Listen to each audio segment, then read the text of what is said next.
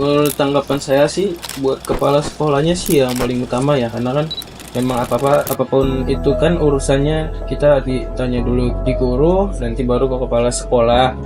Ya untuk kepala sekolah biar lebih adil lagi untuk memilih gitu, buat memilih lah itu orang tua mana yang mampu mana yang nggak mampu. Karena kan kalau nggak tepat sasaran kayak gini, pasien yang nggak mampu gitu, karena kan namanya apapun itu butuh duit deh. Mungkin harus diperbaiki lagi sih kinerjanya ya, kerjanya gitu. Jangan pilih-pilih, giliran yang kaya ditempatin, giliran yang miskin mah dilama-lamain. Mungkinan aja kali ya saya kurang berpas karena saya emang nggak tahu kayak gimana tentang pemberkasan gitulah. Cuma kok kenapa nggak ada omongan gitu ke orang tua yang nggak mampu, kalau ada yang kurang ini itu segala macam kan bisa disampaikan, bisa kita lengkapin. Nah,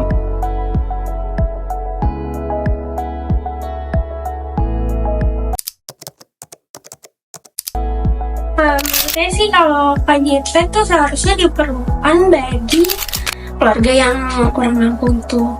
Terus kalau misalkan ada orang yang mampu tapi ikut mendaftar tuh bisa mengurangi manfaat yang harusnya diterima sama orang yang kurang mampu.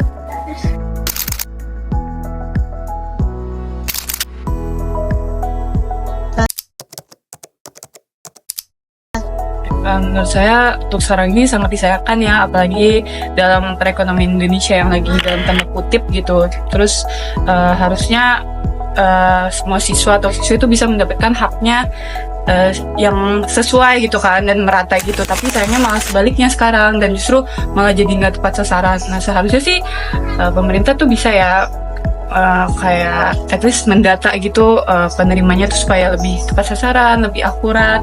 Jadi gak disalahgunain sama pihak-pihak yang masih rakus. KJP masih banyak didistribusikan kepada yang mampu, itu dari pusatnya. Sekolah hanya memverifikasi aja dan untuk seleksinya itu dari pusat.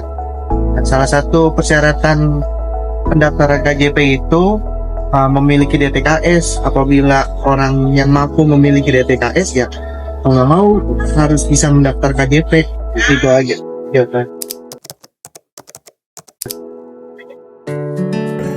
Untuk komplain saya biasanya bertanya kepada orang murid permasalahannya apa. Kalau permasalahan dana cair atau kapan cairnya atau gimana itu biasanya saya akan informasiin selanjutnya di grup KJP untuk yang dibatalkan oleh sistem itu saya arahkan ke kantor P4OP yang ada. Itu aja.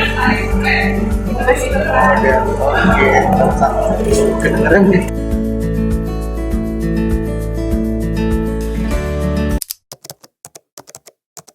Ya dilihat dari ekonominya, kalau ekonominya kita lihat kurang ya berarti dia berhak mendapatkan SKTM gitu. Dari penghasilan bulanannya juga kan bisa dilihat, dari keadaan rumahnya juga bisa dilihat.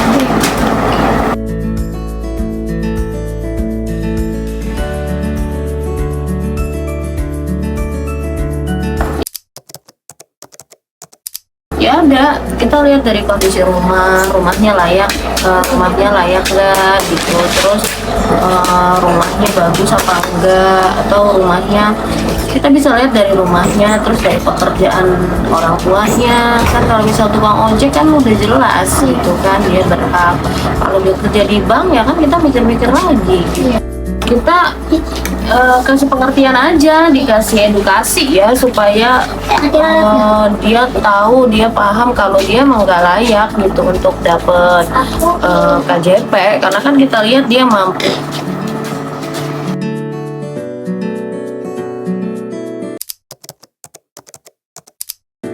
Saya sebaiknya mereka tidak usah mengajukan KJP karena sudah mampu, biar buat mereka yang tidak mampu.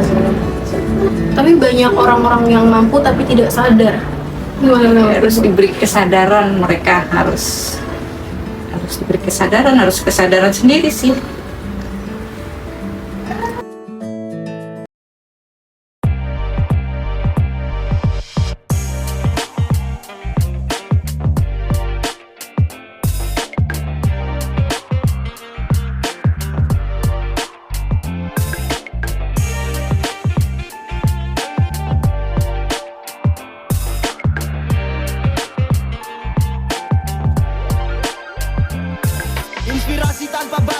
know who I am. Notasi berotasi tele